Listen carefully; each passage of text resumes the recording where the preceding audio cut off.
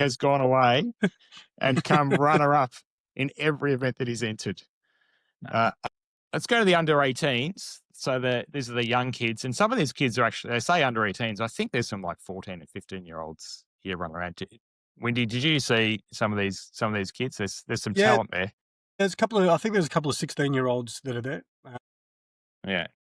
So, yeah, but I mean, the junior nationals at WA, they're just at a level which, you know, it's, and Mick would, and you probably would agree as well, they're scary to play because they just got no fear.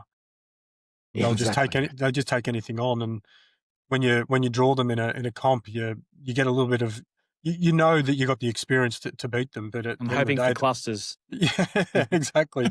That's right. But even then, they'll just try something and something will come off, and they'll take a couple of frames off you, and they'll put you on the pump. And you know, there's all of them, especially at Worlds, they all play the same. They just have no fear, and if anyone, I think the South African guys are just they're just there to just put on a show, and they play some good pool as well. Well, that's a good call out, Windy, because my first result of the day in the under-18s Masters was won by South African Cassium Abrahams. It's beaten Reece McLaughlin.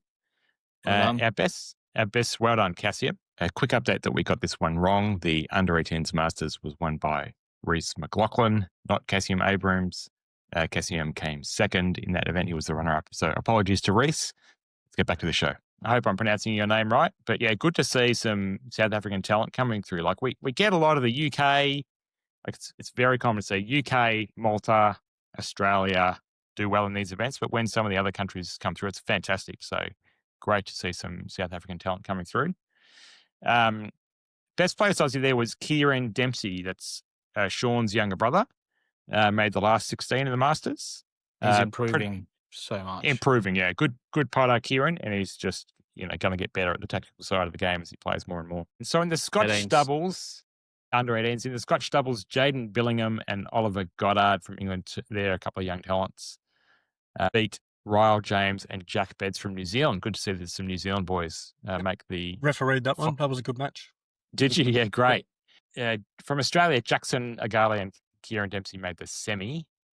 I'm just going to kick on with the next one, and then I'll come back to one of these guys. So in the singles, Jaden Billingham also won, beating Cassium Abrahams of South Africa. So those guys, pushing the business end of all the tournaments. Jaden Billingham, I believe I've seen him on the Ultimate Pool are doing this thing where they're bringing some juniors in now. He's on the pro circuit, is Jaden. And I think he's one of the guys that I've seen in there, right? Great young talent, and just exemplifies that idea of no fear, just going for everything. Yep, and he's got I think he's got about 35 or 37,000 pound money match coming up, as well. So he's and hopefully no beer bottles thrown on at the end. Hopefully, no, it's all caged now. Yeah, So some great young talent, and in the teams event again. The Maltese boys got up and Malta beat South Africa. Wow, yeah, that's great.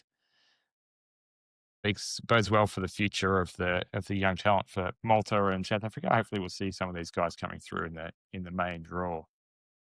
The Australia B team in the teams finished 8th, and our top performer there was Jackson Agale, finished 2nd in the States. Now, this is the only category where I had a tough time trying to pick out who I thought the player of the carnival was for that category. So there's 2. I'm going to give it to Jaden Billingham. He's won the singles. He's made the semi in the Masters. He's won the doubles and he's finished 5th in the stats. And I think he's just edged out that South African kid, Cassium Abrahams, who's won the Masters, come 2nd in the singles, made the semi of the doubles and finished 6th in the States. 2 massive performances for those 2 guys in the under 18s. Tough crowd. And I think Jackson Agale was probably our best performed Aussie over there.